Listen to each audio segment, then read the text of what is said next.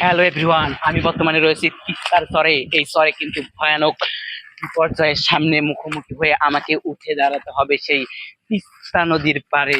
তো দেখতেই পাচ্ছেন এখানে কিন্তু ভয়ানক, আর আমার নিচে কিন্তু রয়েছে প্রচুর কাদামাটি।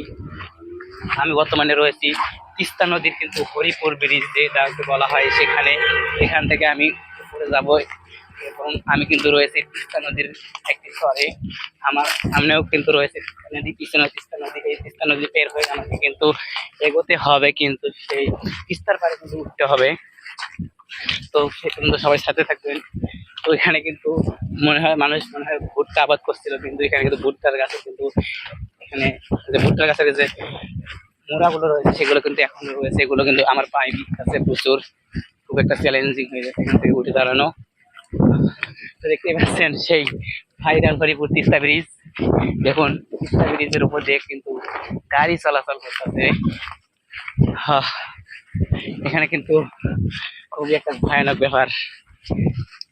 আপনারা এই তিস্তা নদীতে না না নামলে বুঝতে পারবেন না যে এখানে নামাটা একটা কতটা ভয়ানক বিষয়।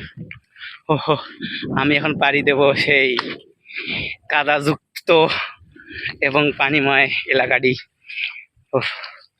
এখানে আমার পা কিন্তু ডুবে যাচ্ছে কাদাতে।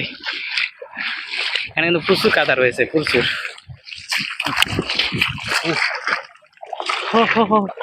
আমার হাঁটু তোমার কিন্তু পানি টানি নেমে গেছে।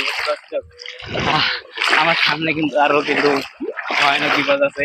পরে কিন্তু আমার কমর পর্যন্ত পানি হতে পারে। হয়তো ভিডিওটাদের সাথেই থাকুন না কেউ।